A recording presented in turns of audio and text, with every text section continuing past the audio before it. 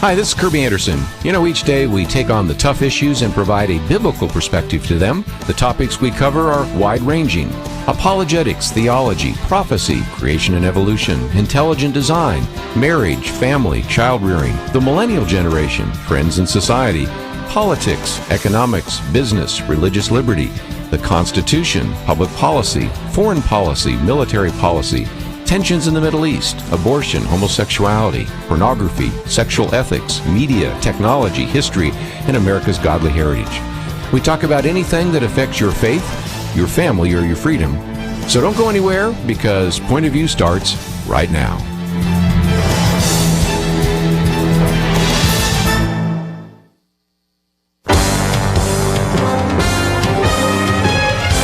Across America, live.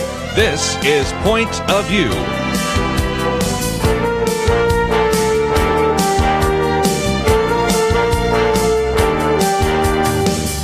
And now, Kerby Anderson. Thank you for joining me.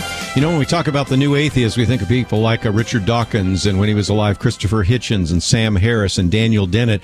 And in the last decade, atheism has really leapt from obscurity to the front pages of best-selling books and making movies and all sorts of other things that we're going to be talking about today. So we're going to give you quite a bit of, if you will, apologetic ammunition, and maybe helping you have a little more discernment about how to understand some of the claims and comments and even slogans used by some of the so-called new atheists. So it will be a very practical hour. I think you will enjoy the conversation. But just before we get to that, do want to welcome a new radio station to our lineup, and that is starting today. They are on WPNW, airing Point of View. It is The Pledge, 96.5 FM and 2060 AM.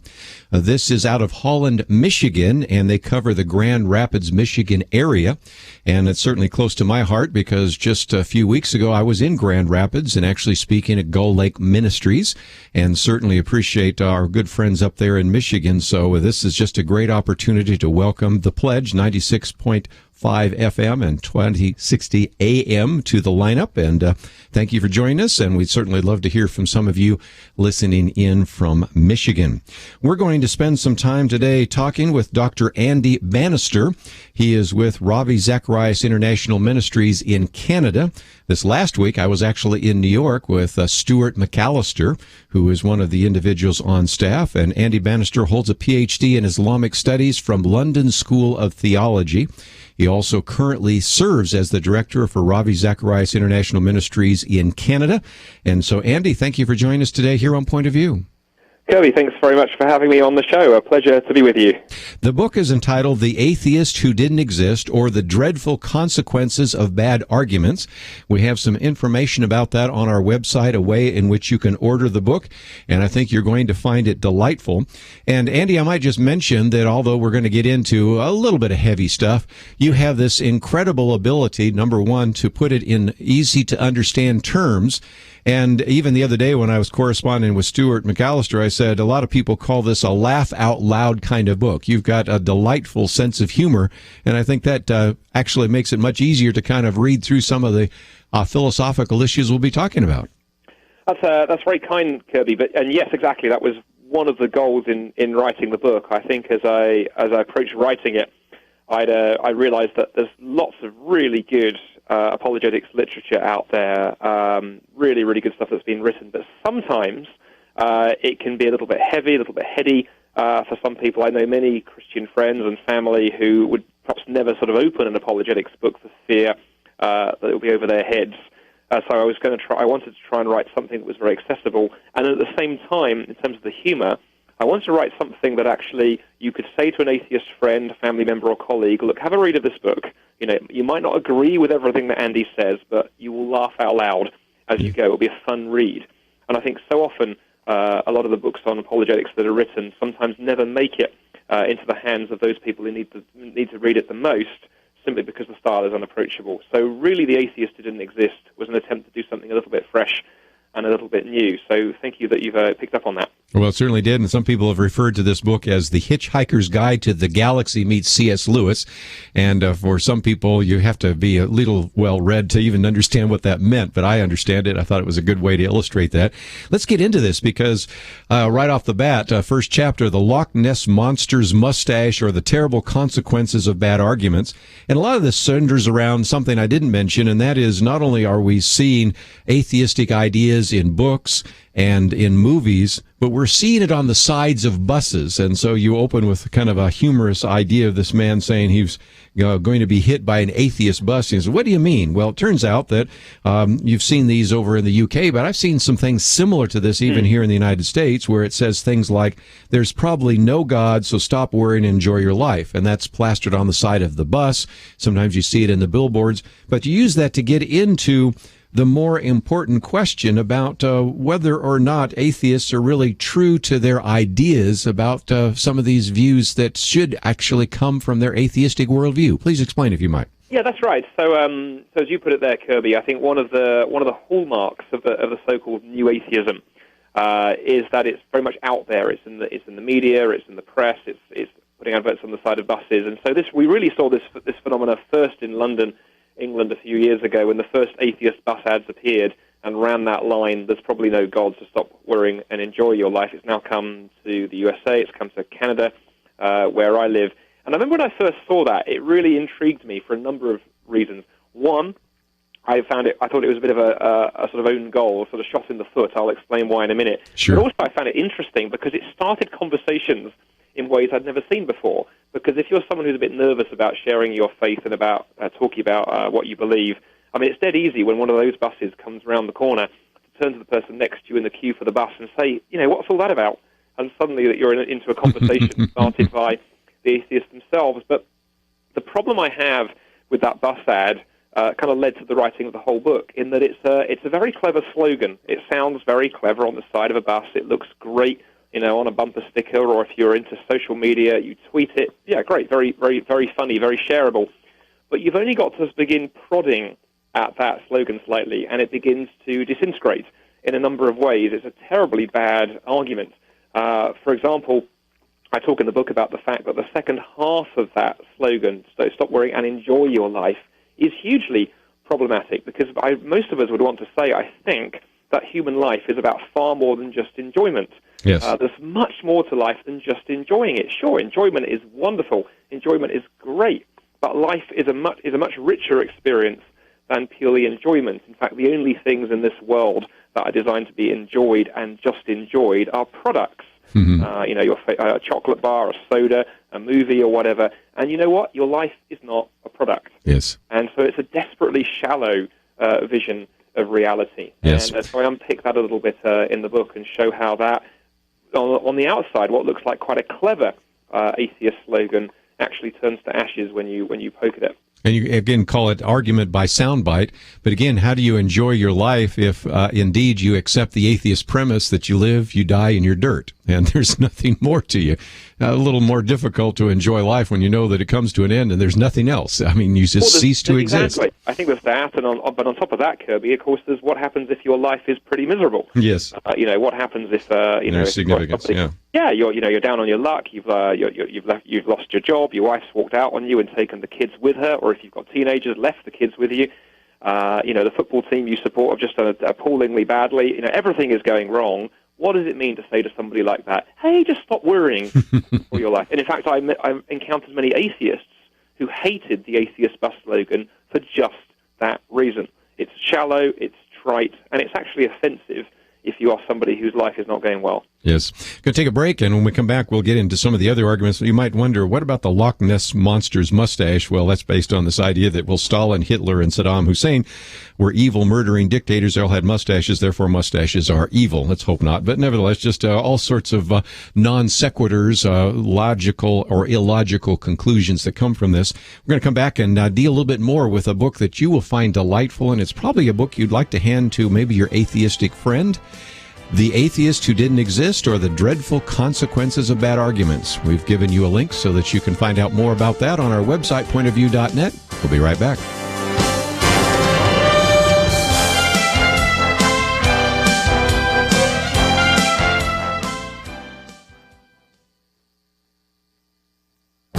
This is Viewpoints with Kerby Anderson.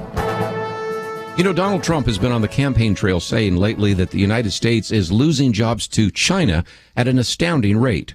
Whatever you think of him, he is correct. A report from the Economic Policy Institute argues that the primary reason for the hemorrhaging of jobs is our growing trade deficit.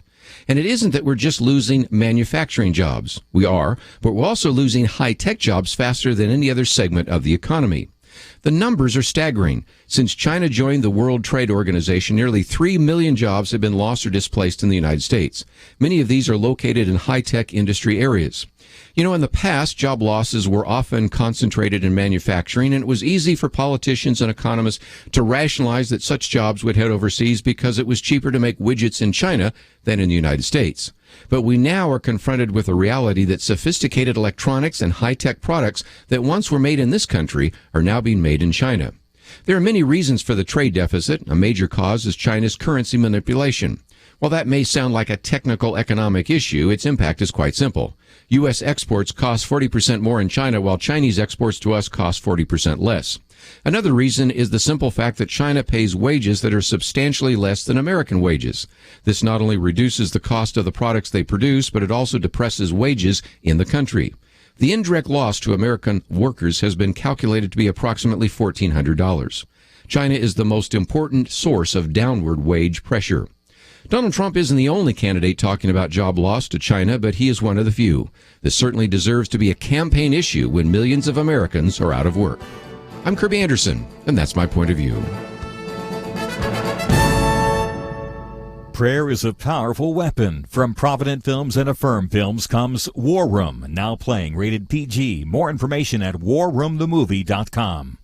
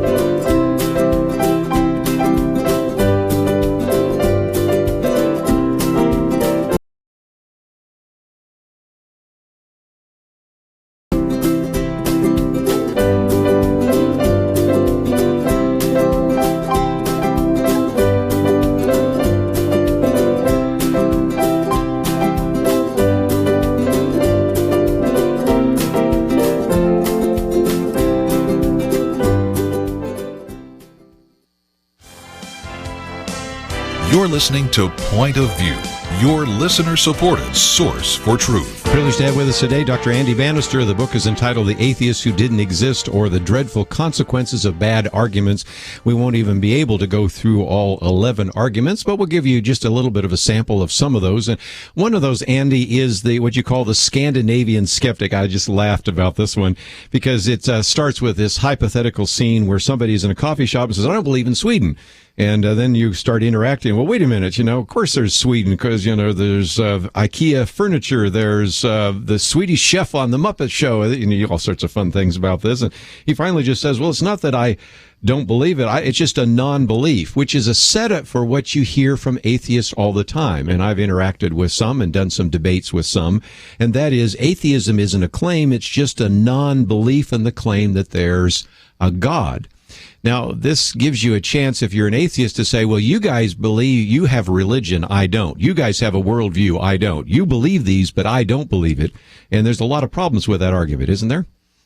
Well, that's right. And just like you, Kerby, I'd run into so many atheists who used to use this form of argumentation that, atheism is simply the lack of belief in God. You lack. It's only a positive belief that requires. Straight in that story at the start of that chapter, that is exactly the same as somebody saying, I don't believe in Sweden, and when you ask them why, what their evidence for that is, they look at you and go, I don't give evidence for my non-belief, it's only positive beliefs that require evidence. Mm-hmm. Immediately you see something more is going on. And that entire second chapter in the book really is an exploration of the idea that atheism is actually a belief system.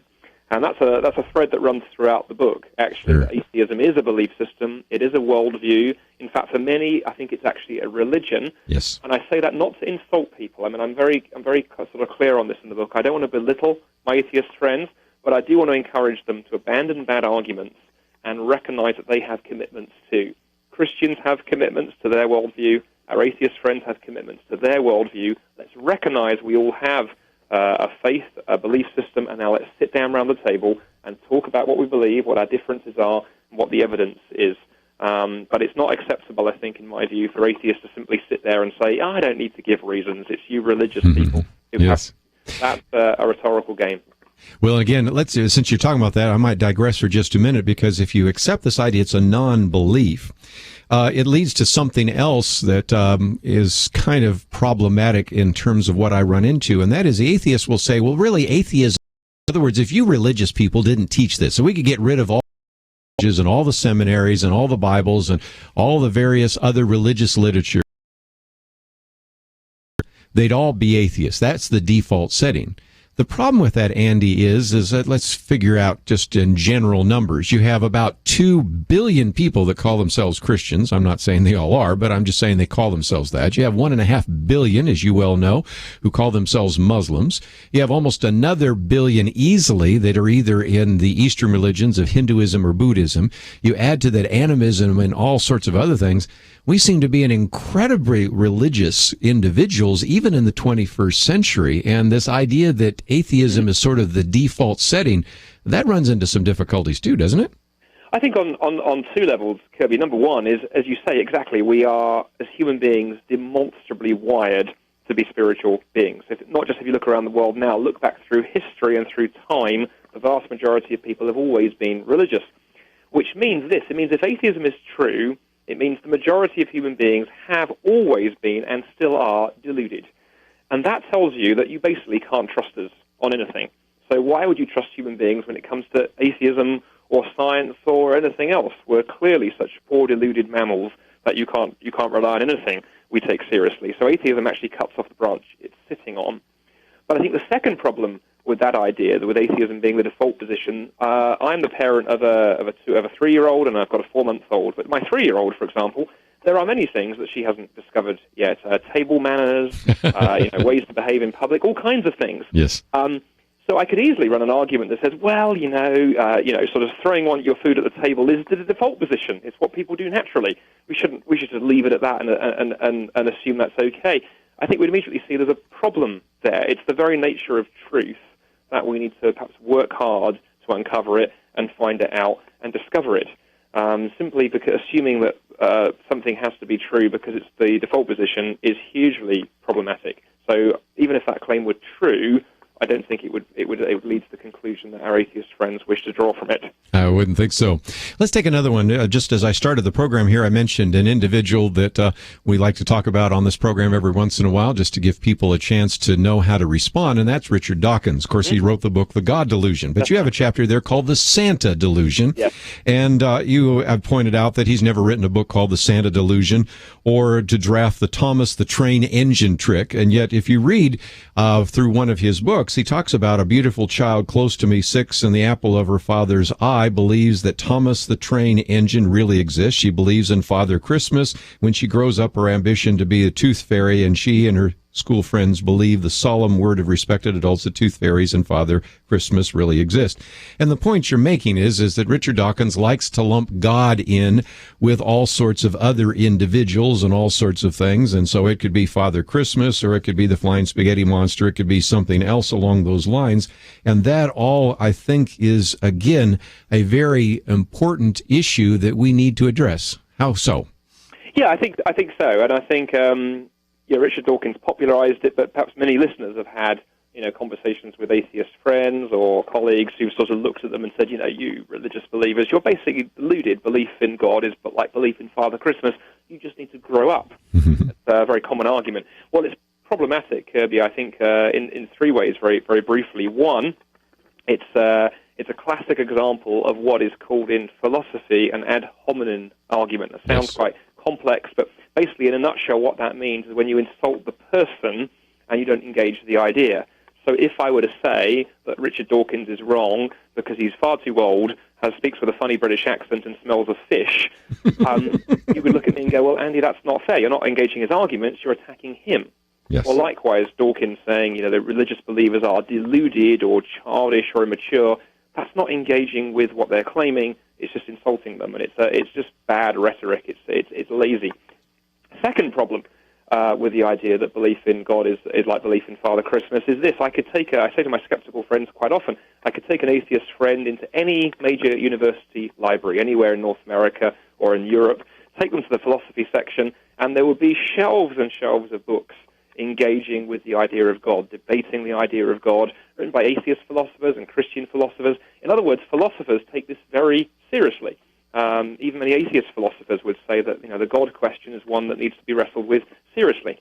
I have never, in any library that I've been to, found the equivalent Santa Claus section.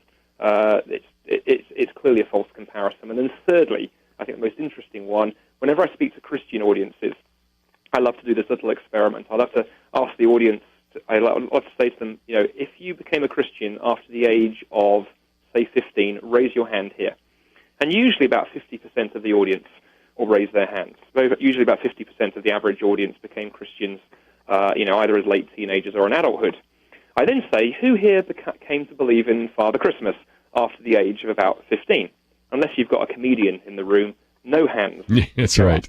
And that should instantly tell you that belief in Father Christmas is not like belief in God. They are utterly different. And for Dawkins to conflate the two, again, is just a classic example of a bad argument. It sounds clever on Twitter or on a bumper sticker on the back of your Volkswagen, but in terms of an actual argument that works in the real world, it doesn't. It's a disaster.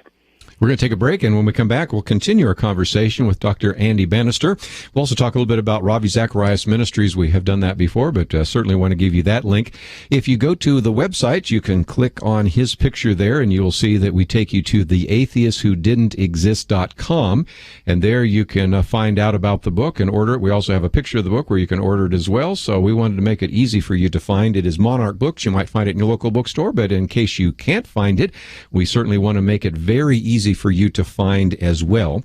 And if you'd like to join our conversation, we've only looked at about 3 of those arguments, and we won't cover all of them, but just give you a pretty good feel for what is covered in this book.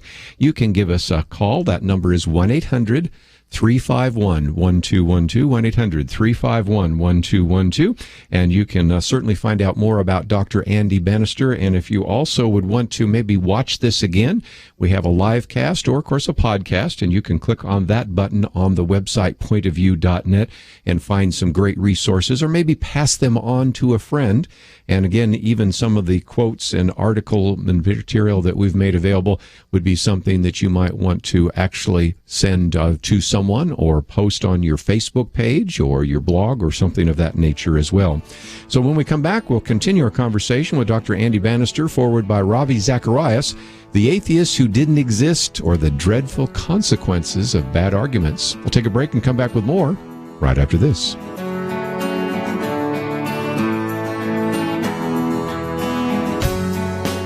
It is amazing what you can learn listening to our leaders today. I mean, who would have known that the Islamic State wasn't Islamic? Seriously, where will you hear the truth with a capital T about Islam? Where will you find a reasoned and faithful response to attacks on the Bible and God's design for human flourishing?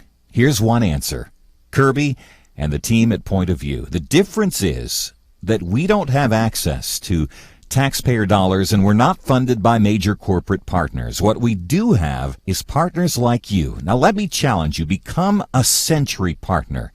That's $100 a month, or perhaps $1 a day, $30 a month. We have gifts to thank you depending on the level of your partnership. Learn more online using the partner button at pointofview.net, or write Point of View, Box 30, Dallas, Texas 75221, or call us.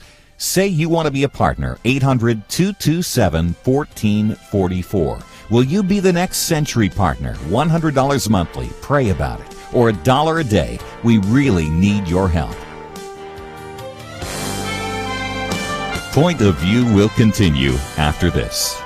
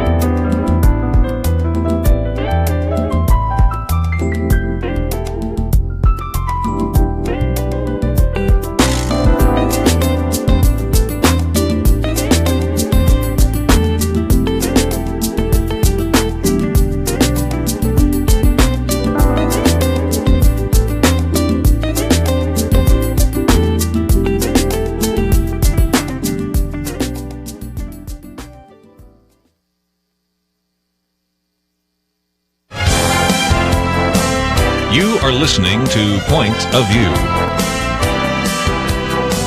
The opinions expressed on Point of View do not necessarily reflect the views of the management or staff of this station. And now, here again is Kerby Anderson. I'd like to join our conversation, 1-800-351-1212.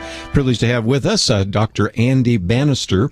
And again, he is with Ravi Zacharias Ministries. His book, The Atheist Who Didn't Exist, has a foreword by Ravi Zacharias. And just for a minute, I thought, Andy, we might talk about what is available at rzim.org, because it's such a great ministry.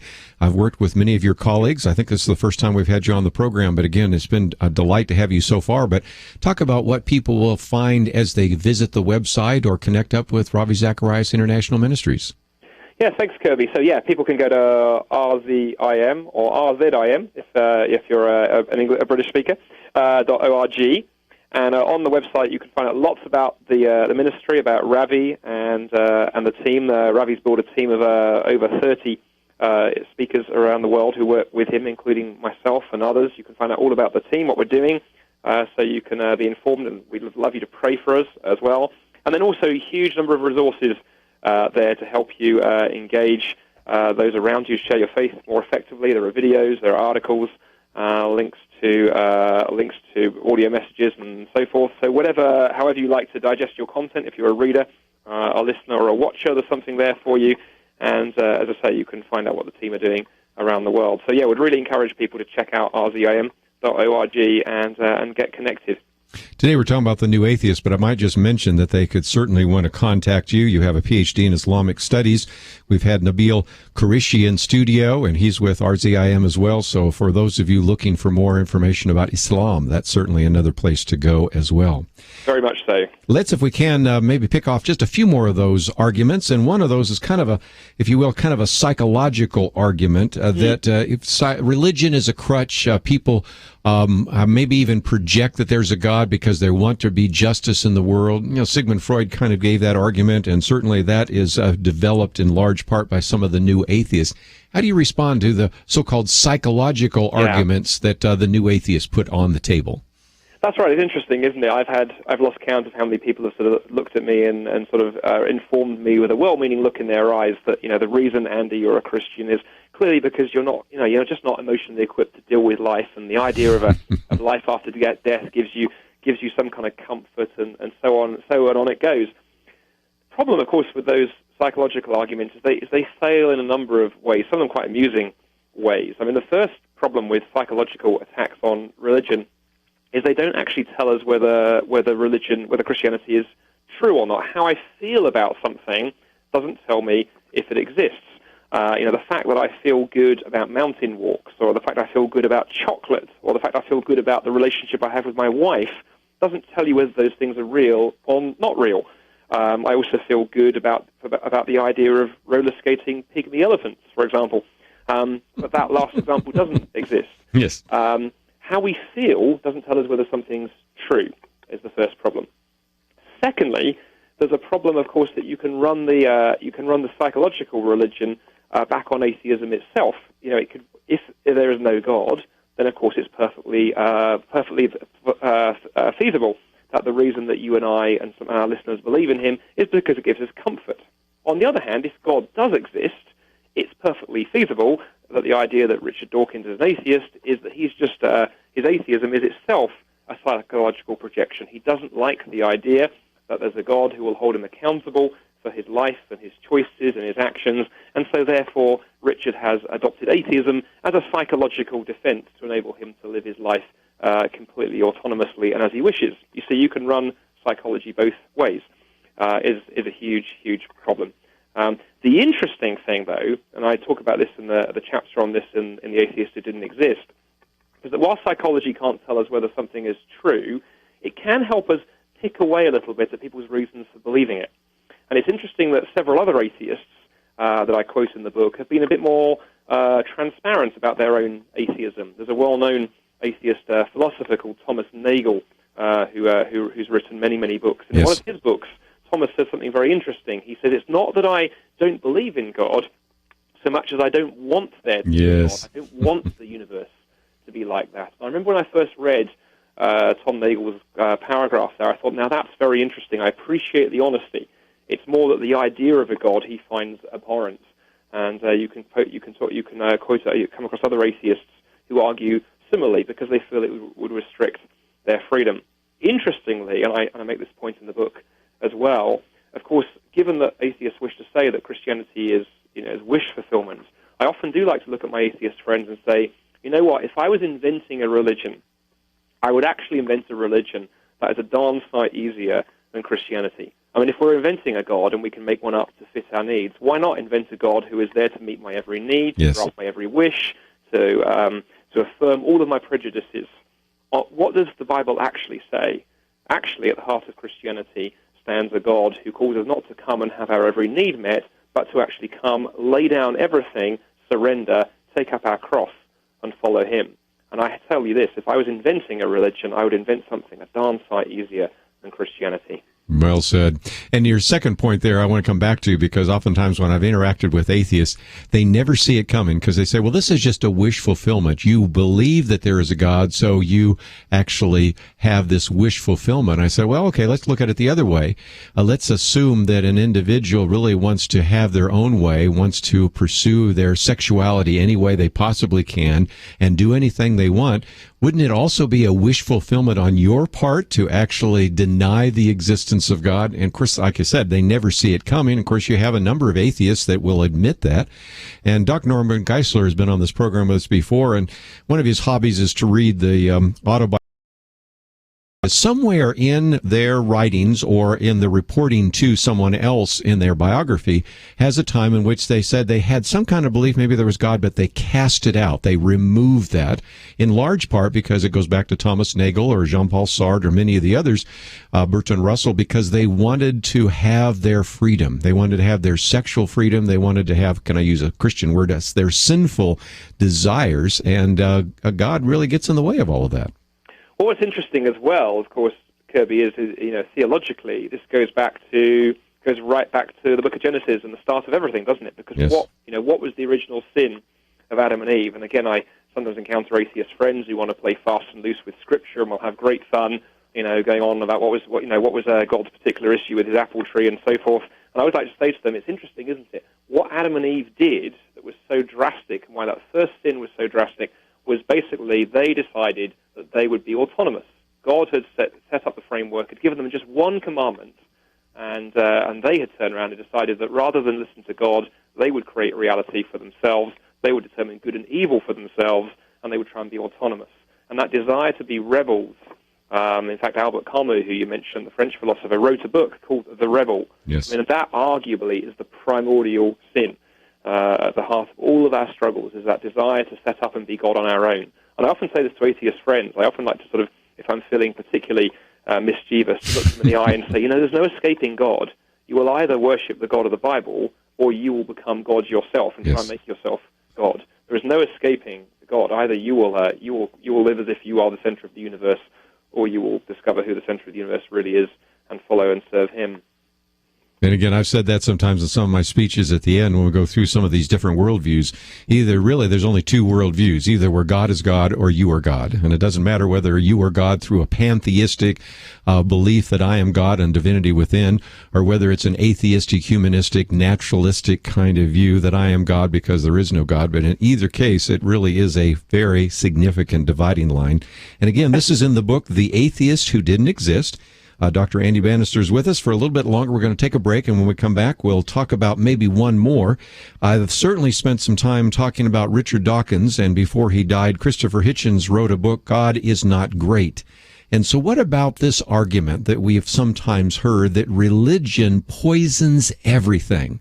That if you look back on the sorry history of, let's just take Western civilization, look at all the religious wars, look at the Inquisition, look at the Crusades. What about the fact that religion so often is something that is destructive to individuals, destructive to civilizations, and how indeed do we address that particular issue?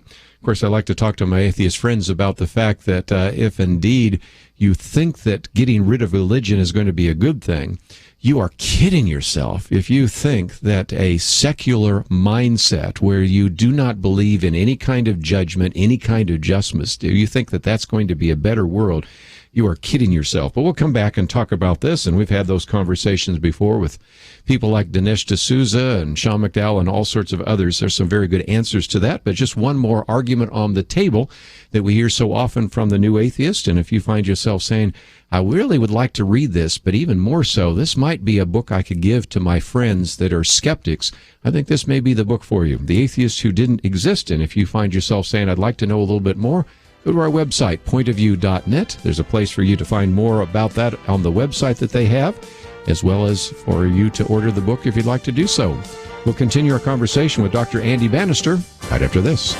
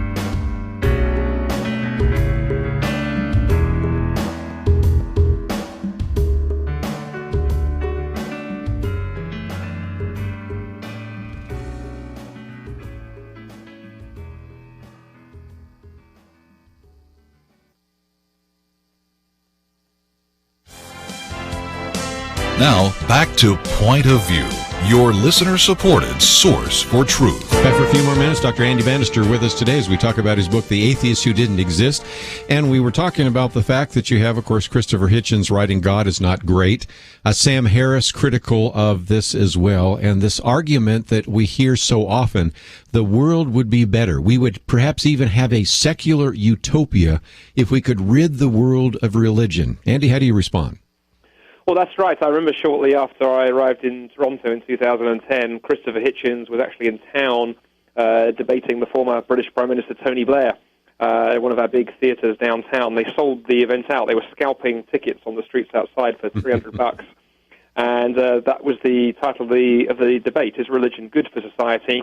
And Hitchens' line time and time again throughout the evening was this: religion poisons everything. Look, it causes war, it causes intolerance, it causes hatred, bigotry, the list goes on. And I remember sort of listening to that and watching sort of Tony Blair do a sort of rather bad job, I felt, of sort of trying to defend it. And I found myself thinking the problem with that soundbite, religion poisons everything, is you could substitute the word religion for any number of other words. You could put the word politics in there. Politics poisons everything. Gosh, look at the problems politics causes: division and hatred and argument and so on. Money poisons everything. It causes greed, it causes crime, it causes jealousy, the list goes on. Sex poisons everything. You see, you could substitute so many words into that sentence if you wanted to. And the more you do that, the more you begin to notice something. You know, the problem is not with sex or money or politics or religion so much. The problem really seems to be us as human beings. We can pick up things and use them for great good, or we can use them for great evil. You can use money, sexuality, politics, religion. All of those things can be used as a tremendous force for good. We can also use them as a tremendous force for evil. And there seems to be this kind of split nature in us, this sort of fracture, as it were, running through the human condition. That means we can both be beastly and we can be angelic in the same person. And of course now you're into a territory the gospel talks about. Because I would say that actually what Christopher's little soundbite does, when you push it further, it illustrates the whole problem of sin that the gospel wants to talk about, this fracture within us that we need something to deal with. And actually the question is, how do you solve the problem of humanity, not how do you solve the problem of religion or politics or money or so on and so forth. So my biggest critique of that argument is Hitchens just didn't go far enough. He shouldn't have stopped at religion. He should have pressed that argument further and then answered the question, how do you really deal with the brokenness inherent in every human heart? And I think that shows, again, the connection between what we talk about so often here, apologetics, how to defend the Christian faith, and evangelism, how to present a Christian worldview, because there you're right into the gospel instantaneously while you're talking initially about some kind of philosophical argument. So certainly very good. One is sort of related. Sorry, Kerby. I was going to say, one of the things I just want to say to reinforce that, absolutely, I would encourage listeners, whenever you have a conversation with a skeptical friend, however difficult the question or the objection, always be thinking and praying about how do I take that question and land it on the gospel. Yes. You know, any answer, any apologetic that doesn't either start with or end at the cross of Jesus Christ doesn't deserve the title Christian. Well said. Let me take one real quickly, and that is kind of related, Humpty Dumpty and the vegan, or why do we really need God to be good? And that's one of those ones you hear all the time, Andy, that, well, I can be good without God. And I've seen debates set up on that. And my argument is, okay, I'll concede that one. I think there are people that can be good on a broad sense of what that is. But of course, how do they define what is good? And just because you can be good without God doesn't mean that you don't need God. But how do you respond? Well, exactly. The big problem with that question, I can be good, or can I be good without God, or the atheist bumper sticker, you know, atheists do good even when nobody is watching, is often like to say to my atheist friends, if I can define good, if I'm the one who gets to define what good means, then of course I can be a good person. You know, I can be the world's best archery sportsman if I can shoot my arrow at the target and then draw the bullseye around it afterwards. You see, the question is, what does good mean? This is the underlying question. You know, do good and evil actually mean something? Do we live in a moral universe, or are those simply labels that we attach to things? And if there is no God, I think the problem for our atheist friends is good and evil really just become about personal preference. You know, you decide that helping the poor is good for you. I decide that, quite frankly, fleecing the poor and making as much money as I can and just living up in the most amazing life I can is good for me. And you have no right on atheism, Kerby, to look at me and say, well, Andy, you're living a life that's wrong. Because I can turn to you and say, yeah, says who? And even if you say to me, well, society would agree with me, Andy, that you're being greedy, I can still turn around and say, well, you haven't shown that I'm wrong. You've simply shown that more people agree with you. And that's just might makes right. And the problem you have, once you remove God from the equation, if you are a consistent atheist, good and evil and that kind of language collapses quite quickly. And really in that chapter in the book, I want to try and gently show my atheist friends that, you know, by all means be an atheist, but with that comes some consequences, some things follow.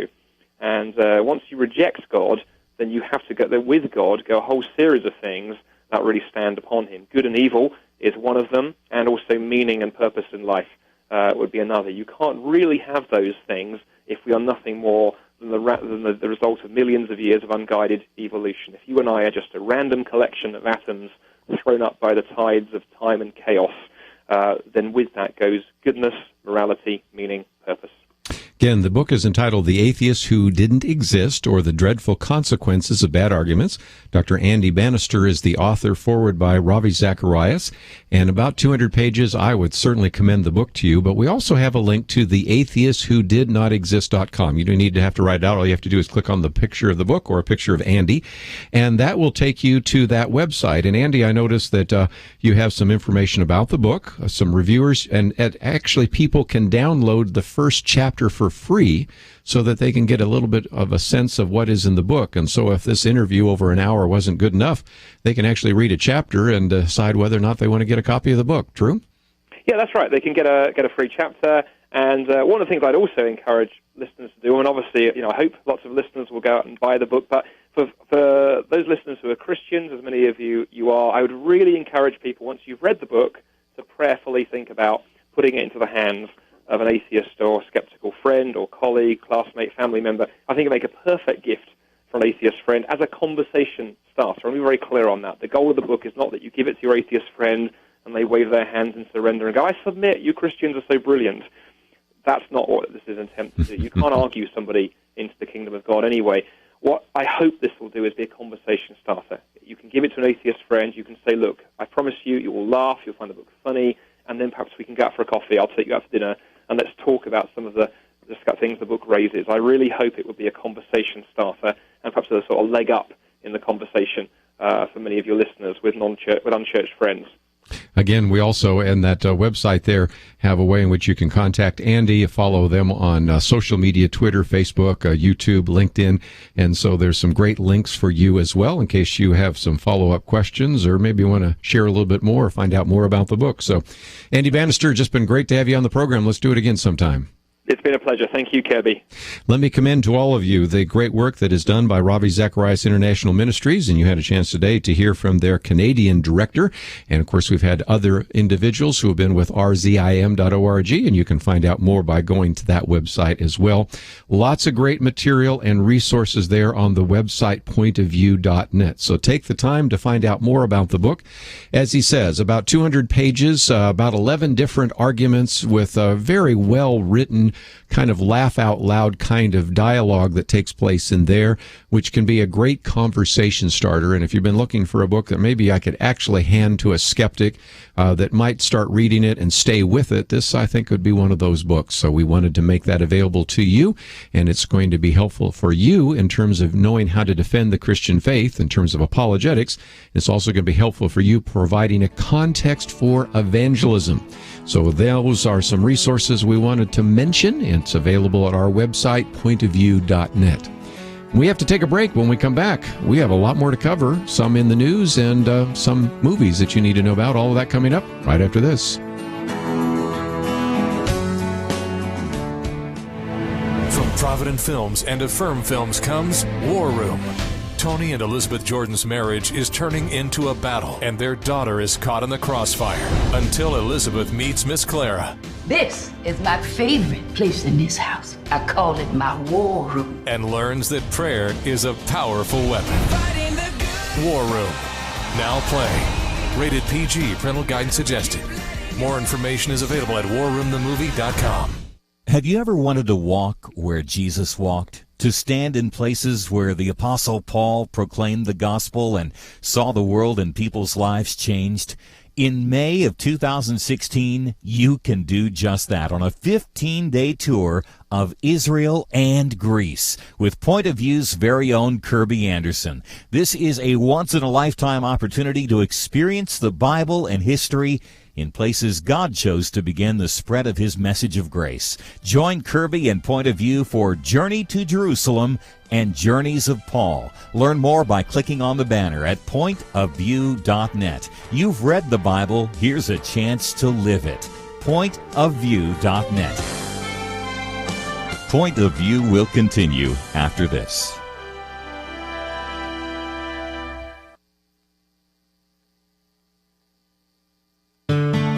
I just thank God for y'all. I listen to you every day, truly. I wanted to thank y'all for everything you do each day to inform Christian families and our community about the things we can do, and just the way you're so informative. I listen to you daily and love you guys and appreciate you so much. God bless you, Kerby, for keeping this show so on track and for the decades of wonderful help to this nation that Point of View has been. We're all big fans of your work, and we pray that God will just prosper it.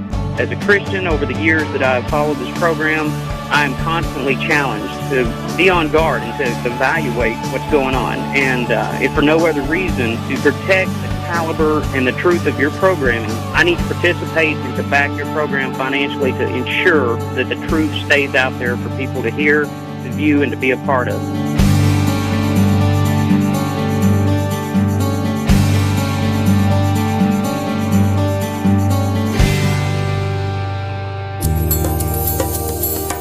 This is Point of View Radio.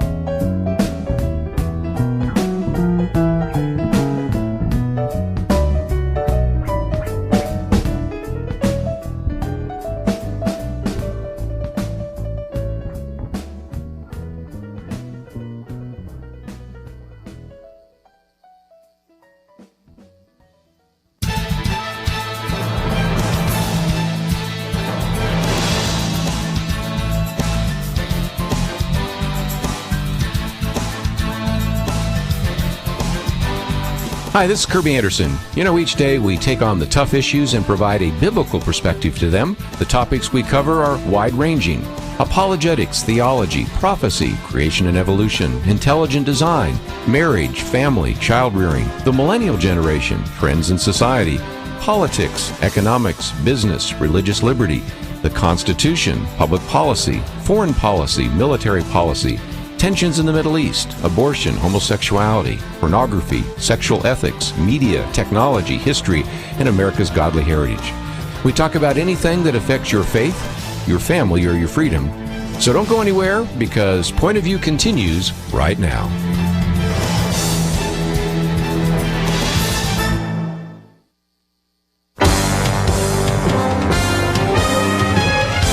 Across America, live.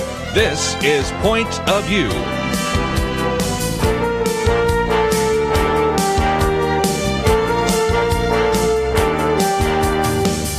And now, Kerby Anderson. Second hour today. In the first half hour of this hour, we're going to spend some time talking about the millennial vote. I think you're really going to appreciate that conversation.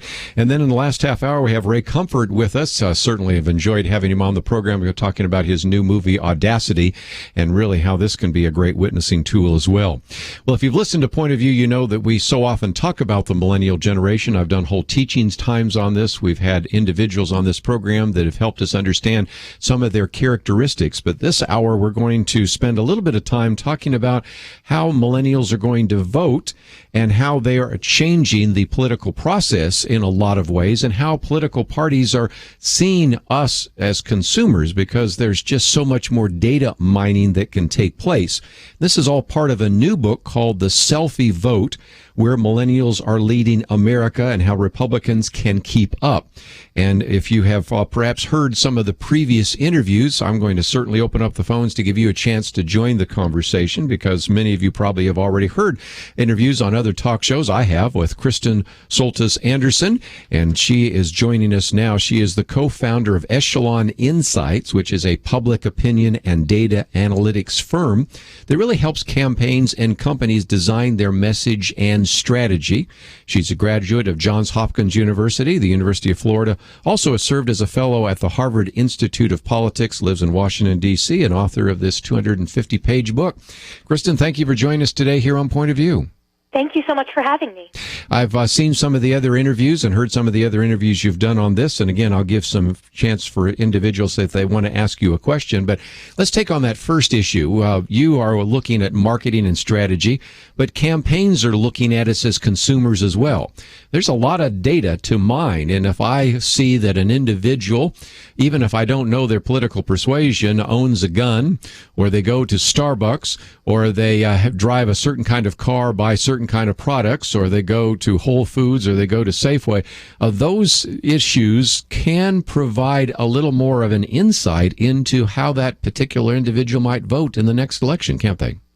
You're absolutely right. Everything that we do, every little consumer choice that we make, every time we swipe our credit card, we're giving off a little piece of data about ourselves out there in the world. And campaigns in the aggregate have the ability to make assumptions about you, about how you might vote, if you're going to vote, who you might vote for, based on the information that gets gathered up and collected. For some folks, this sounds a little bit creepy or a little bit scary that all of these campaigns would have information about your consumer habits and things. It's usually a pretty 35,000-foot level, but there are data sources that sort of track what our tastes and preferences might look like. And so a campaign can say, this person lives in a neighborhood that votes very Republican, but you know what? They have a Prius.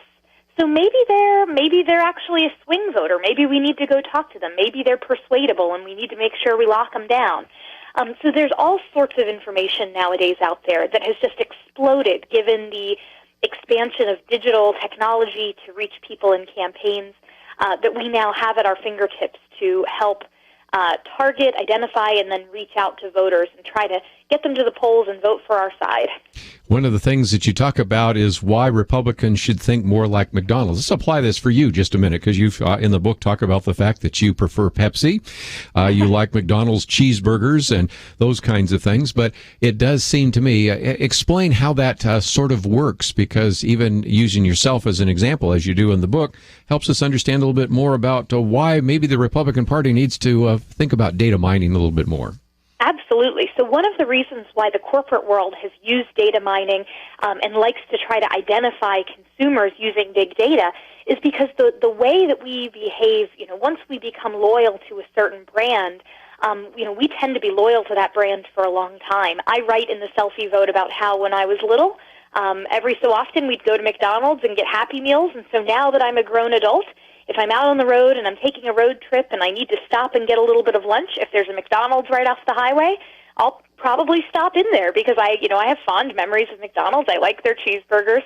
And so for politics, I encourage the Republican Party to realize it's important to reach millennials for the same reason that McDonald's tries to reach young customers with Happy Meals. They want to win lifelong customers. And for Republicans, it's easy for the right to say, well, you know what, young people, they'll become Republicans when they get older. They'll wise up, they'll become conservative, so we don't need to worry about them now. And the problem is that Democrats are doing a really good job of winning young people over at a very young age, and they're developing that brand loyalty. So in the book, because I'm a Republican, I encourage my own party to begin kind of acting a little bit more like a McDonald's in terms of how we identify potential customers, and then how we try to build customers for life starting at an early age. The Selfie book, again, Selfie Vote, is based on some of the research that was done by Kristen Soltis Anderson and Broadside Books, which is an imprint of HarperCollins. You can look for it in your local bookstore, but we also have a link to the book and to the website. So if you want to click on that as well, it is very easy, and we have her website there, so you can follow some of that as well. Well, one of the things I've said when we talk about the millennial generation is they are defined by video games, and certainly YouTube and others. And you have a section here, how video games and cat videos are changing campaigns. Let's talk about the impact of videos on your generation. It's huge. So if you take a look at the last couple of elections, in 2006 we had the YouTube election. It was the first time that YouTube clips played a really definitive role in a couple of Senate races. In 2008 we had the Facebook election. In 2010 it was the Twitter election. Every election there's some kind of new fad or new technological advancement that changes how people connect with their politicians, particularly young people. And I really think in this election, video, mobile video, things like Instagram, sharing videos online, that's going to play a huge role in this election. And we also have the rise of video games now on people's phones.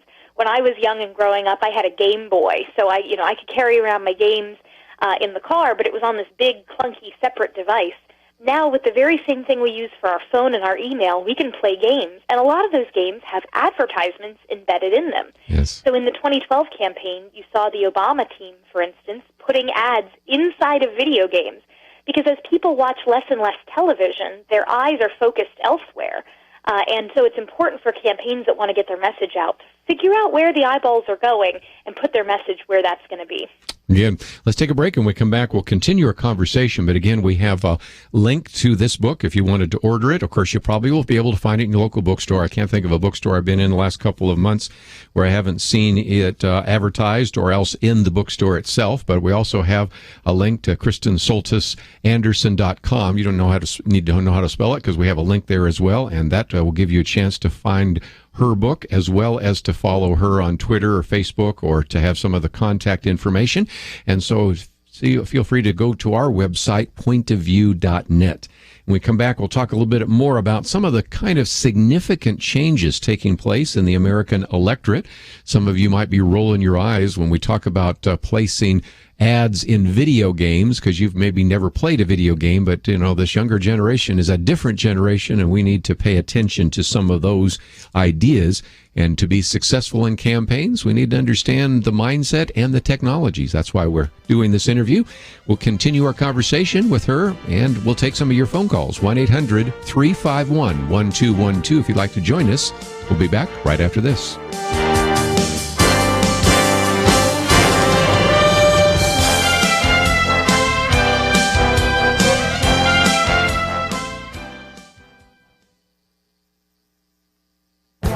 This is Viewpoints with Kerby Anderson.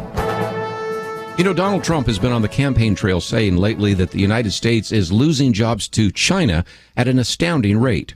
Whatever you think of him, he is correct. A report from the Economic Policy Institute argues that the primary reason for the hemorrhaging of jobs is our growing trade deficit. And it isn't that we're just losing manufacturing jobs. We are, but we're also losing high-tech jobs faster than any other segment of the economy. The numbers are staggering. Since China joined the World Trade Organization, nearly 3 million jobs have been lost or displaced in the United States. Many of these are located in high-tech industry areas. You know, in the past, job losses were often concentrated in manufacturing, and it was easy for politicians and economists to rationalize that such jobs would head overseas because it was cheaper to make widgets in China than in the United States. But we now are confronted with a reality that sophisticated electronics and high-tech products that once were made in this country are now being made in China. There are many reasons for the trade deficit. A major cause is China's currency manipulation. While that may sound like a technical economic issue, its impact is quite simple. U.S. exports cost 40% more in China, while Chinese exports to us cost 40% less. Another reason is the simple fact that China pays wages that are substantially less than American wages. This not only reduces the cost of the products they produce, but it also depresses wages in the country. The indirect loss to American workers has been calculated to be approximately $1,400. China is the most important source of downward wage pressure. Donald Trump isn't the only candidate talking about job loss to China, but he is one of the few.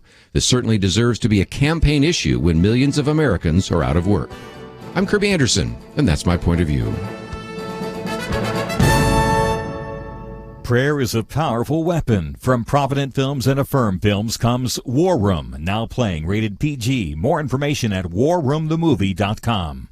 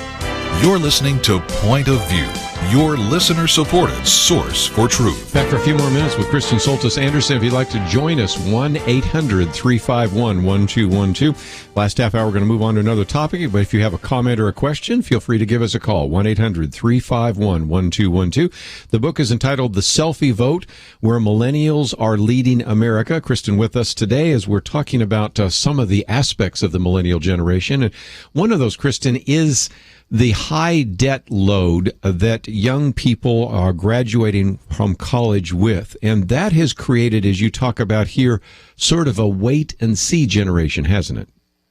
It sure has. There are a variety of different big commitments that, my parents' or grandparents' generation may have made, whether it's getting married, buying a home, beginning to save for retirement, buying a car. And an awful lot of that is being put off by my generation because many of them are leaving college with so much debt, or they did not choose to go to college and they're struggling to find jobs that'll help make ends meet. So this is a generation that has been really hit hard economically, and as a result, they're not able to do a lot of the things that their parents or grandparents did that were considered sort of the smart, responsible things to do. In particular, I think it's really important for candidates to talk to young voters about student debt and how we can create new methods of higher education that don't require people to pay $30,000, $40,000, $50,000 a year in order to get the education that they need to get the job that they want and in order to have a successful and thriving life. So whether that means supporting things like trade, better trade education, or innovative models of education that are not just the 4-year expensive private degree, I think we've got to be much more creative about how we educate this next generation and get them prepared for the jobs of the future. Might just jump in and also point out that if you look at the statistics, your generation will probably become the most educated generation. If you look at those who by the age of 25 have achieved a college degree, higher percentage than any generation that preceded them, including the baby boom generation. Of course, we can have a debate as to whether you're educated when you have a college degree, but we'll leave that for another day. But also, as you point out, postponing marriage, even before the debt load, the median age for first marriage for both men and women is 5 years later than it was the previous generation. And I think that's going to continue. So it again illustrates this issue of debt load, of education, and to be successful to communicate to your generation is going to be a very different kind of challenge. And let me add another one to the mix. In Chapter 5, you talk about how young workers view their careers and their even the retirement issue, because you talk about startups and stock markets. That's different as well. The way they perceive employment and the way they perceive work is something which, again, very discerning and wise politicians and individuals running for office are going to have to think through. You're exactly right. In the Selfie Vote, I talk about how I'm unusual because my first job, I worked at a theme park for a couple of years, and then I worked in politics at a polling firm for almost 10 years, and that most people my generation, they move from job to job to job very frequently. And so as a result, they're more likely to move around. The idea that they're going to get a lot of their benefits through their job or have just a pension that requires them sort of staying with the same employer for a while, it doesn't match up completely with how they're choosing to live their lives. So smart politicians will focus on things like helping people have portability when it comes to their retirement or their health care, flexibility. I talk in the book a lot about Uber. Uber is a service that has emerged in a number of cities that lets people sort of substitute as a taxi service. You can drive people from point A to point B and make a little money on the side. And it's actually been Democrats that are kind of trying to shut Uber down in a few places. And I say that, Republicans or free market folks need to talk about companies like Uber that are giving people an opportunity to work very flexibly, and champion that as an example of innovation and the free market creating new opportunities for people. Wow. We are certainly broadcasting on a number of stations, over 300 stations, and most of those are Christian stations. So let me jump to this whole question of how young people decide what it is to be good. Now, traditionally, we've had a number of individuals that have been very forthright about their faith. Mike Huckabee fits into that category, and Rick Santorum. During this cycle, you could add those two along with Bobby Jindal and Ted Cruz and others. But what about this? Because in a society that especially is becoming more secular, and perhaps the most secular generation may be the millennial generation, what about this issue? I think that I would advise anybody running for office to be very candid about their beliefs. If you are Christian, if you have very strongly held religious beliefs, you shouldn't hide that or conceal that from voters if that's a part of who you are and it informs how you make decisions. But what I do point out in the book is that for a lot of young people, when they think about religion and politics, too often it sort of drives their attention to issues that they view as very divisive, whether it's the issue of abortion, whether it's the issue of the definition of marriage, and they view religion and politics as sort of being divisive when they're mixed together, and so that it kind of makes them uncomfortable. And what I write about in the Selfie Vote is that for many young people who are Christian, particularly young evangelicals, for them their faith sort of guides them to want to love their neighbor and care for the poor and focus on issues of helping those who are less fortunate. And I think there's a real role for Christian politicians to talk about their faith and how it helps them think about the best way to help the poor, the best way to help make sure that everyone has great opportunity. That right now I think that Christian politicians have an opportunity to change the conversation around what their faith means for their political views, and begin talking about what it means in terms of helping the poor, helping the least fortunate. I think that would really resonate with this very mission-driven millennial generation who may not express their faith in the same way as older generations, but is still just as likely to say, for instance, that they pray daily, or that they care very deeply about trying to make sure that their neighbors have a good life. Well, it does seem to me that one other thing to consider is that probably the most pro-life generation is the millennial generation. So they look at that at least as a justice issue. It's unjust to take life in the womb. They certainly would also resonate with concerns like sexual trafficking and a variety of other issues. So while I think it is a tendency sometimes for candidates to stay away from those issues, I think those issues actually resonate pretty well with your generation, don't they? There's a misconception that folks say, well, in order for Republicans to reach millennials, they need to become more liberal on the social issues. And the social issues is a really big bucket of a lot of different issues where the polling is very different from issue to issue. So, for instance, on things like gay rights, there is a very big generation gap. And younger voters are even young Republicans are very much so more kind of on the liberal end of the spectrum in terms of gay rights. But on issues like abortion, as you note, it's much less clear, and you have a lot of young people that have grown up in an era where sonograms are the norm that do find it very troubling that you would end an unborn life. So, not all issues that sometimes get lumped by the media into the bucket of the social issues poll the same way when it comes to the millennial generation. Just before we run out of time, we have a link to your website, and there are some great resources there, so I thought we would talk about that. People can follow you on Facebook and Twitter.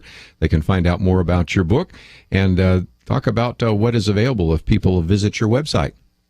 Yes, so I tend to post a lot about trends in politics, what's going on in the election, and particularly what's new in terms of young people, technological trends, and kind of where America's political scene is headed. So you can find me at KristenSoltisAnderson.com or theselfievote.com. And again, we have that link on the website. So again, 250 pages in the book, lots of great material. We've tried to cover it as quickly as we could in a half an hour. And Kristen, I appreciate you joining us today here on Point of View. Thank you so much for having me. We do have all the resources that you might need, and let me just encourage you to find out a little bit more. You can click on the picture of the book and order it. Of course, you can go to her website, which we have as available as well, all available at our website, pointofview.net. And we try to make that available to you so that you can interact. And in this last half hour, if you have some comments or questions, especially as we have Ray Comfort with us, going to be talking about his new film, Audacity. And, of course, you are perhaps very familiar with all the things that he has done over the years with Living Waters Publications, the various videos, as well as all the tracks and other material, his teaching, Hell's Best Kept Secret, and much more, as well as the television program that he's done with Kirk Cameron, The Way of the Master. So it's a great opportunity to chat with him in this last half hour. And if you'd like to ask a question or make a comment, we'd love to hear from you, especially those of you that have been trying various ways to reach out to your friends, neighbors, coworkers, or family members with the gospel. Certainly we're going to be talking about evangelism and how to reach out. I think you'll find that very helpful. And you can find all of the information about the various guests that we've had. Dr. Andy Bannister in the first hour with us as we talked about his book, The Atheist Who Didn't Exist. This particular book with Kristen Soltis Anderson, The Selfie Vote. And then now, of course, we'll be talking in just a few minutes with Ray Comfort about his new film, Audacity. Lots to cover still, but if you'd like to join us, that number, 1-800-351-1212. We'll be back right after this.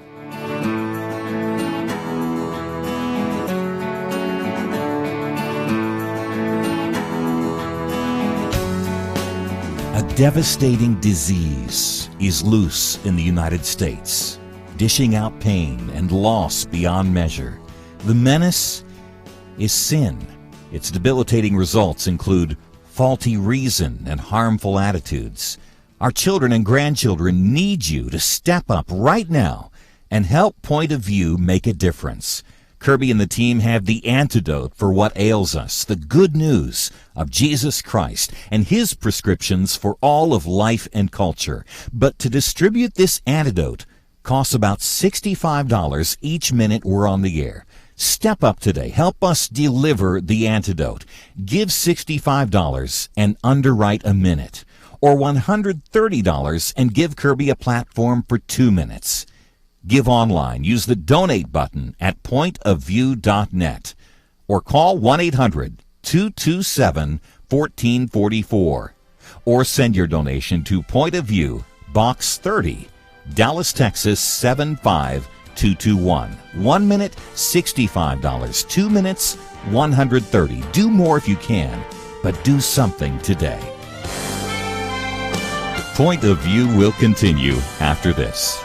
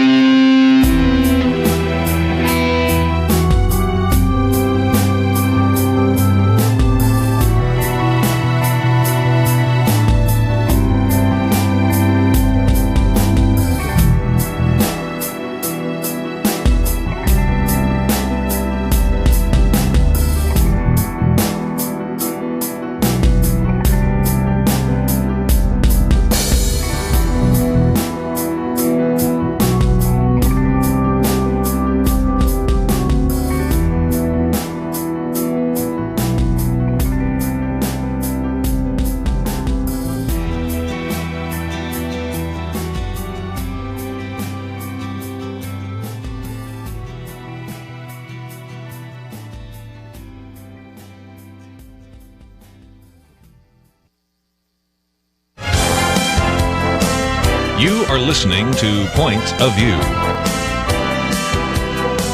The opinions expressed on Point of View do not necessarily reflect the views of the management or staff of this station. And now, here again is Kerby Anderson. Last half hour, we're going to have lots of fun here. Ray Comfort, of course, with us as I've been promoting. And we talked a little bit about evangelism in the first hour, but today we want to talk about how you can use this new movie, Audacity, Love Can't Stay Silent, as a resource. We have a link to audacitymovie.com, and there's a place for you to watch it.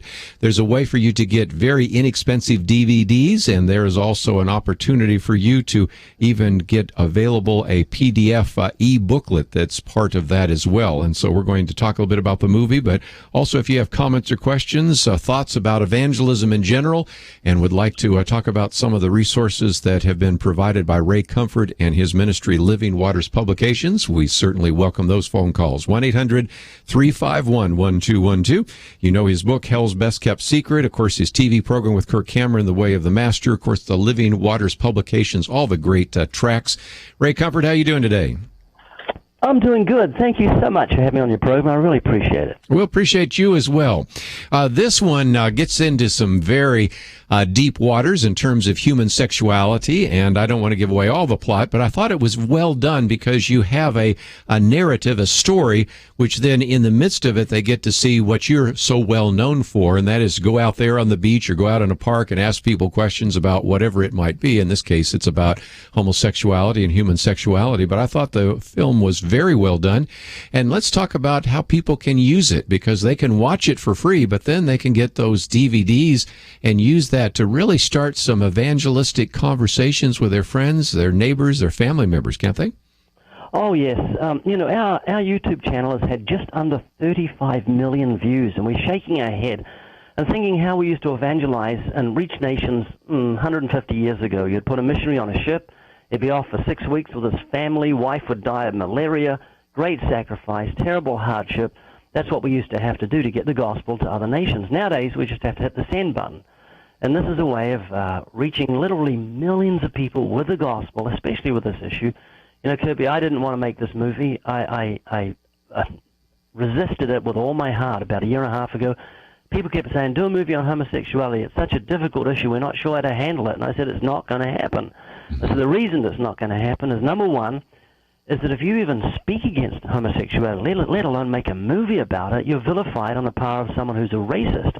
I said, the second reason I'm not going to make this movie is because, what can I do? Make a documentary, some experts talking about homosexuality and ex-homosexuals now married with 3 kids, happily ever after, and it's just stereotypical, kind of boring, and who's going to watch it but the choir? So I said, it's not going to happen. And then as I'm away from Germany to London in a plane, sat next to a middle-aged gentleman, and I said, you got a family? And he said, I have a husband. And it was like, gulp, where do I go from here? I couldn't say, oh, that's nice. And I couldn't stare out the window for the next hour and a half. But I chatted with him, and it just made me realize how difficult this issue is for the average Christian. How do you remain true to Scripture and not sound as though you're being hateful? And someone actually challenged me when we made the movie just before it was out. And he said, you cannot hold the biblical view and not come across as hateful. And I believe we managed to do it by the grace of God. Well, again, people that aren't familiar, for example, you have the 180 movie, and that gets a little bit into abortion, which wasn't intended. You were just going to ask people about the Holocaust and Hitler and some others, but that turned out to be so successful.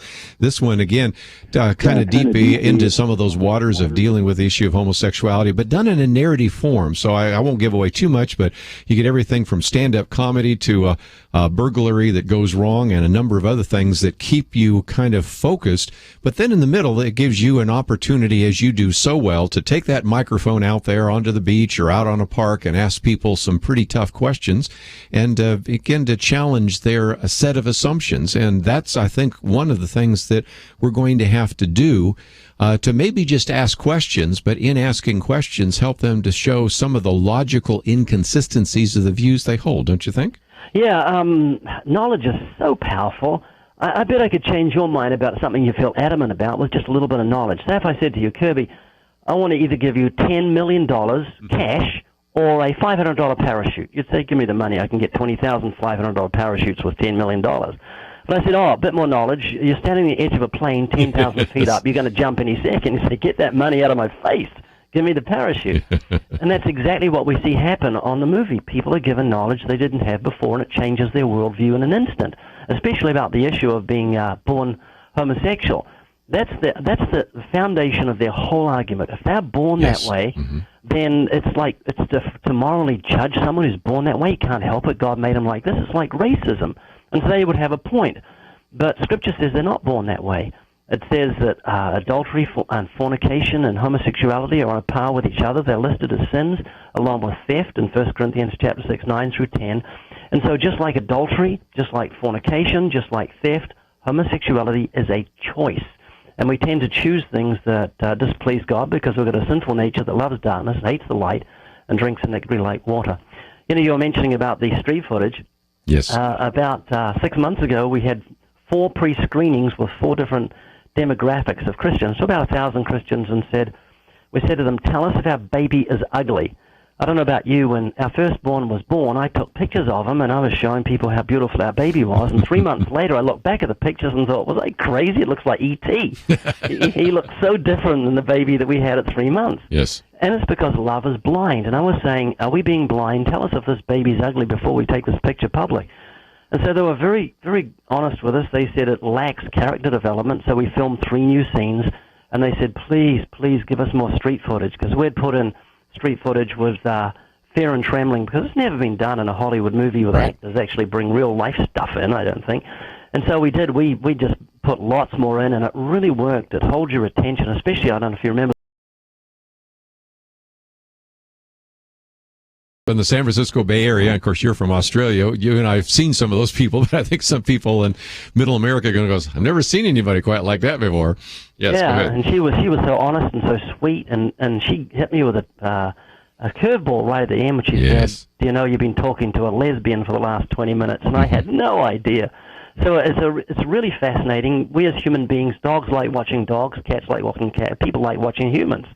And we're fascinated to hear other people's points of view when it comes to the afterlife and what they believe about God, etc. So it does hold attention, and we're thrilled that we put them in. Very well done. Again, if you'd like to join us, 1-800-351-1212. We have a link to audacitymovie.com. Let me talk about your e-booklet for just a minute, because you deal with things, are gays born that way? What's wrong with homosexual marriage? Why wasn't the word homosexuality in the Bible until the 1900s? Was Sodom's sin actually inhospitality rather than homosexuality? These are some of the big arguments that I've run into when I've spoken on college campuses and done some interaction, and you have obviously found those when you've done some of that street evangelism and some of those interviews, true? Yeah, we did research for the movie, and I would have liked to have put all those in the movie, but I just felt it was going to become too preachy if we put too much. I don't know if you remember the dialogue in the movie between the 2 homosexuals and Peter after he saved their lives. That is such a moving. I just love that. When it was filmed, I actually sent bonuses to the 3 actors, and it was a wonderful experience because we did it through their agents. And we said to the agent, "How do we list this? With the tax department?" And she came back and said, "I don't know. This has never happened before. Actors don't get given bonuses for good acting." And she said it's just delightful and a great Christian testimony. But yeah, those guys did such a good job with that portion where they dealt with one of the homosexuals getting up and walking out and the other staying and listening.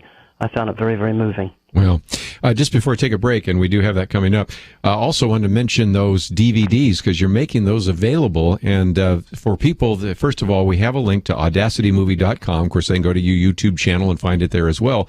But if they want a DVD, talk about how inexpensive they are and how they could be used in an evangelistic way.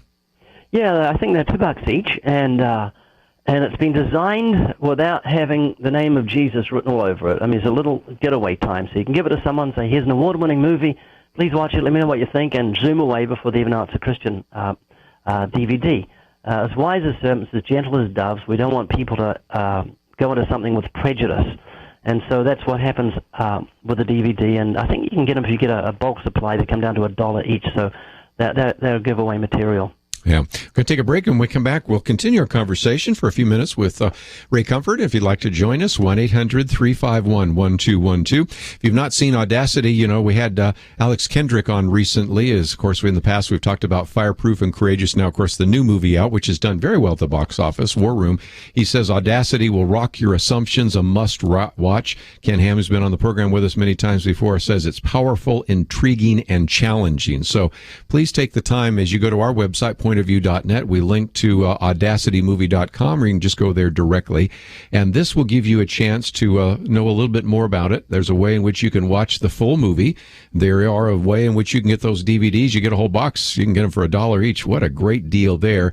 And then I do also commend to you the PDF. It's an e-booklet to give you some information to maybe be able to respond to some of the questions people ask. Are they born that way? What about same-sex marriage? What about some of those issues? And so we're going to come back and take some of your phone calls, too. 1-800-351-1212. We'll be back right after this.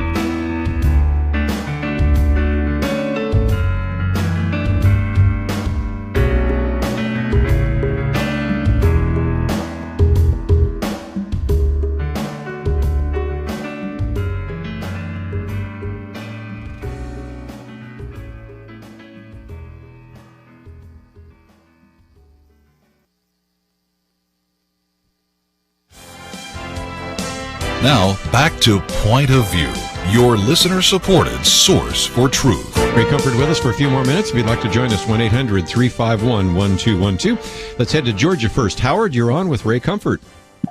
Yes, thank you for taking my call. I just want to say I watched the movie the other afternoon, and it's wonderful.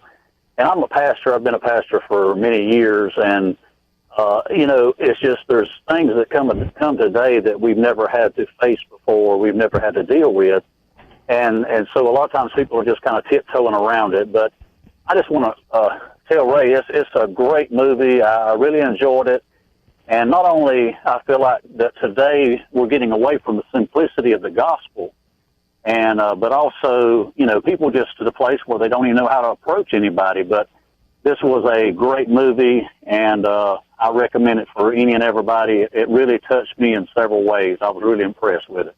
Oh, thank you, Howard. I really appreciate that. Thank you for taking the time to share that.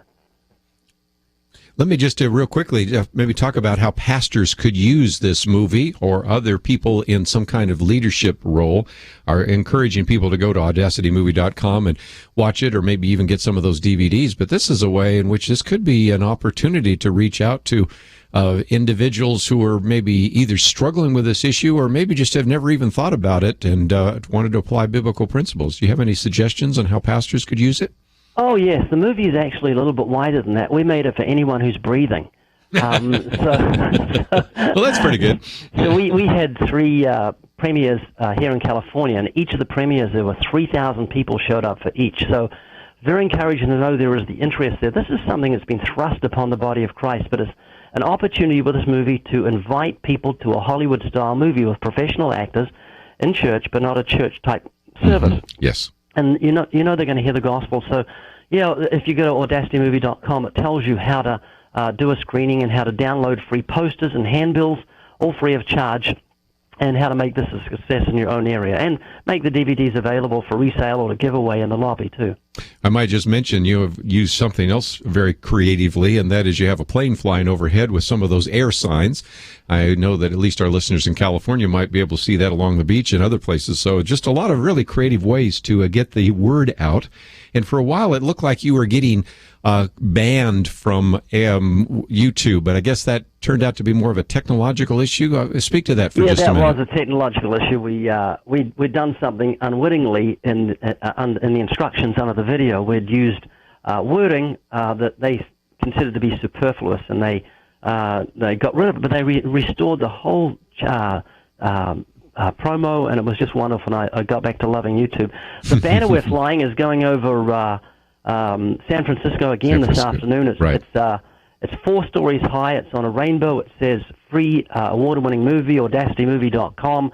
Love wins. So there's this great big unswattable mosquito flying back and forth, hoping to get the attention of those who will look up into the heavens and see this website and go to it. It's also doing New York and Dallas and Houston, and so we're very excited about that. Yeah, for those of you in the Bay Area, you might have a chance to see it, and those of you in some of these other parts of the country, you might see it later. So if you see it flying overhead, point it out to some of your friends and neighbors and individuals maybe with you at that time. Let's take another phone call real quickly. We'll go to Texas. Marianne, you're on with Ray Comfort. Hi, thank you for taking my call. I was wanting to know that is it possible that homosexuality could be a chemical imbalance, kind of like, bipolar or Down syndrome? Has that ever been a thought? Because people say we're born with this. Marianne, if it is what you say it could be, then God is unjust to condemn it along with adultery. It's like saying someone, so you keep wanting to commit adultery with the lady next door. Could it be a chemical imbalance? No, it's a moral decision. It feels right, excited about it. It seems natural. And it's because we have a propensity to do that, which is wrong. But if you look at 1 Corinthians chapter 6, 9 through 10, it says, do not be deceived. Neither fornicators, nor idolaters, nor adulterers, nor homosexuals, nor thieves, nor the covetous, nor drunkards, nor revilers, and extortioners will inherit the kingdom of God. So what we've got to do is say, okay, it's a moral decision on people's part, whether they commit adultery, fornicate, or steal. Homosexuality is exactly the same thing. Yes, and you use something in the movie that I've used before, because I say, okay, maybe there is some kind of predisposition, maybe not biological, but there could be some kind of predisposition. But, you talk about, is it possible that I'm predisposed towards adultery? They go, I don't know. Well, I am, am I predisposed to fornication? Well, and so the point we're making is sometimes when they say, well, I was born that way, well, we are born in sin. We all have a predisposition to sin, but then we make a moral choice on that predisposition. Is that fair? That's exactly right. And I think you did a good job of that. We're like moth to a flame. We love the darkness. We hate the light. Well, that doesn't go with that moth analogy, but it's so true. We drink iniquity like water. And we have a propensity to do that, which is wrong. Our hearts love wrong. And so that's why we need a new heart. And that's why I'm so adamant that we preach the gospel in the sense that we're coming around to getting more interested in politics. And I love politics, and I love the fact that we can get godly men in high places. But we tend to do this every 4 years, and things are getting worse. And our hope can't be in the political process. That merely shakes the tree. The gospel goes to the root. It takes an axe to the root of the tree. It changes the heart of man. Kerby, when I became a Christian, in one moment of time, I became pro-life. In one moment of time, it became one man, one woman, love righteousness, hated iniquity, love what God loved, and hated what I used to love. And that's the miracle of conversion, and that's what we must do, not put the cart before the horse and try and change man politically. Change him first through the gospel, and then we'll see him love righteousness and bring this nation back to where it should be. Very good. Let's talk just real quickly about, as people go to livingwaters.com, because obviously this film is front and center, but there are so many other great resources that you have there as well for people that want to learn more about evangelism, various kind of outreaches through all sorts of different films that you have. Just real quickly, if you can, Ray, tell us what is available as they go to livingwaters.com. Well, if I was someone that wasn't myself, I'd go to listen to Hell's Best Kept Secret. That's the foundation of our teaching. It's a teaching that will transform your life and give you the equipment that you need, the knowledge you need to reach the lost. It was teaching used by Spurgeon, Wesley, Whitefield, all the greats down through the ages, based on what Jesus did, and it's so far removed from modern evangelism. So once people hear that, then they'll understand why we have what we have on our website, the books, the teaching audios, etc., and the tracks. All the tracks contain that forgotten key to reach the lost. So we have unique tracks that people ask for more. The $1 million bill is so easy to give away to people, and it's a light to give. If I wasn't a Christian and it didn't have a gospel message, I'd probably still give away $1 million bills because it makes people laugh and makes me feel good. Yes, well, I remember you doing that so many times at Worldview Weekend and all the rest. And again, encourage you to learn a little bit more about using the moral law in terms of evangelism. Make sure that we have genuine converts, not false converts. So, Ray Comfort, appreciate the great work that you do there at Living Waters. Thank you for this new film, Audacity, and thank you for joining us today. I hope we can do it again sometime soon. Thank you, Kerby. God bless you. Bye-bye. That's all we have for today. So let me just again mention some of the resources we have here at pointofview.net. First of all, you're going to find that we have some information about Dr. Andy Bannister. He was with us the first hour. Then we also, of course, had Kristen Anderson. And then, of course, we had Ray Comfort with us as well. So we're going to spend some time just before we run out of time here to encourage you to visit the website, pointofview.net, and you'll find a lot of the great articles there as well. Don't forget that I also have the 15-day tour of Israel and Greece, and that will be taking place in May. And if you'd like to join us, that is one more thing that is on the website as well. If you'd like to know about any of the books, the movies, and other resources, they're all available at pointofview.net. If you'd like to go back and listen to any of the interviews again, they're available on podcast. And just as Ray Comfort talked about his YouTube channel, we also have a Point of View YouTube channel. And oftentimes when I send people there, they say, I can't believe all the resources that are there. So take advantage of those. We want to equip you to be more effective. I want to thank Andrew and Catherine and Chris for their help behind the scenes. Have a great day. We'll see you back here tomorrow.